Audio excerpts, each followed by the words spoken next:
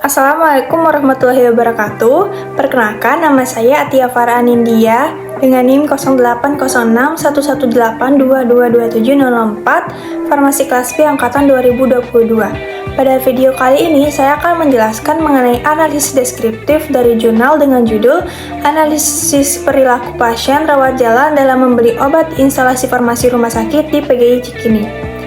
Analisa deskriptif adalah metode penelitian yang digunakan untuk menggambarkan atau memberikan gambaran mengenai suatu data yang telah dikumpulkan, di mana contoh dari analisis deskriptif ini seperti survei kepuasan pelanggan, data penjualan, dan juga data demografi. Data demografi menganalisis untuk mengetahui karakteristik populasi seperti usia, jenis kelamin, pendidikan, dan pekerjaan.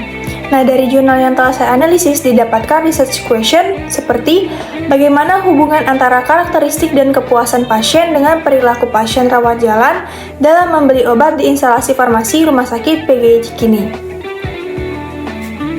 Selanjutnya, menganalisis populasi dan sampel. Populasi adalah seluruh bagian atau cakupan data yang dianalisis. Pada jurnal ini, populasi penelitian adalah seluruh pasien rawat jalan yang diberikan resep dari Poliklinik Rawat Jalan bulan Juli sampai dengan Oktober 2017 dengan rata-rata kunjungan sebanyak 7.939 pasien. Sedangkan untuk sampel adalah bagian populasi sebagai data yang diambil. Sampel pada penelitian ini dipilih secara acak dengan kriteria inklusi penelitian adalah pasien yang merupakan pasien rawat jalan di Rumah Sakit PGI Cikini dan diberikan resep dari Poliklinik Rawat Jalan Rumah Sakit PGI Cikini. Untuk metode pengumpulan data dikumpulkan dengan wawancara kepala instalasi farmasi sebagai telusur data awal, serta pengisian kuesioner oleh pasien rawat jalan yang memiliki kesadaran baik, dapat membaca, menulis, dan berkomunikasi dengan baik.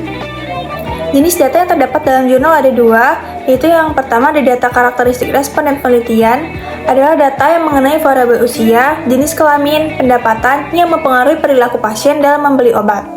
Kemudian yang kedua ada data kepuasan responden penelitian, di mana data ini mengenai variabel ketersediaan obat, kecepatan pelayanan obat, keamanan petugas, harga obat, kenyamanan ruang tunggu, informasi tempat membeli, dan kemudahan sistem atau alur pembelian obat yang mempengaruhi perilaku pasien dalam membeli obat.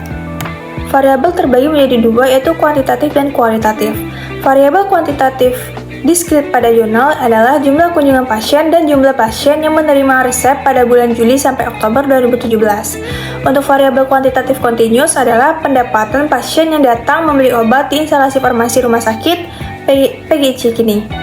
Untuk variabel kualitatif nominal, yaitu jenis kelamin pasien yang datang membeli obat di instalasi farmasi Rumah Sakit PGI Cikini.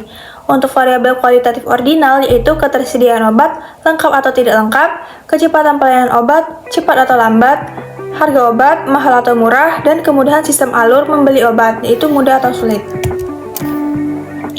Kemudian analisis deskriptifnya, penelitian ini merupakan penelitian analitik deskriptif dengan pendekatan kuantitatif dan rancangan cross-sectional yang menggambarkan pengaruh karakteristik dan kepuasan pasien terhadap perilaku membeli obat.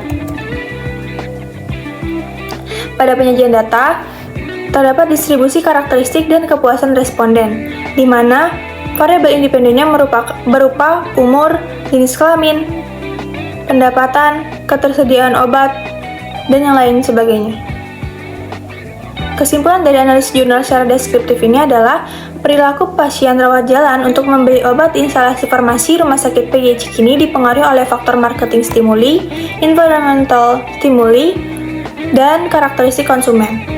Faktor yang paling dominan berhubungan dengan perilaku pasien rawat jalan untuk membeli obat di instalasi farmasi PGI Cikini adalah kebiasaan membeli obat dan ketersediaan obat. Mungkin cukup sekian video dari saya mengenai analisis deskriptif pada jurnal.